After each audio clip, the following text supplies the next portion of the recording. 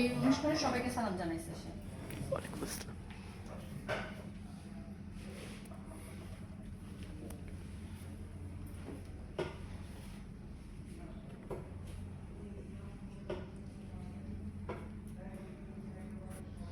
ও শিক্ষিত হয়ে ওর লাভ হয়নি, কারণ ও ইন্টার পাস করছে, ও শেপের উপরে ট্রেনিং করছে, কিন্তু কোনো কাজ এক জায়গায় কাজ করতো, সেখানে প্রবলেম হয়েছে, কাজ করতে পারিনি।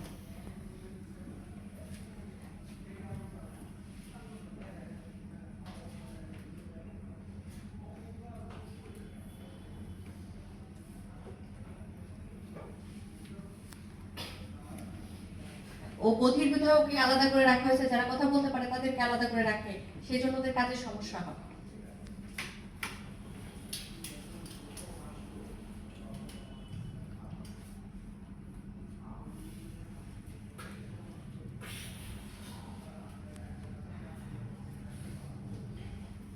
ওদের প্রবলেম গুলো আমরা বোঝাতে পারি না, ওদেরকে সবসময় দাবায় রাখা হয়।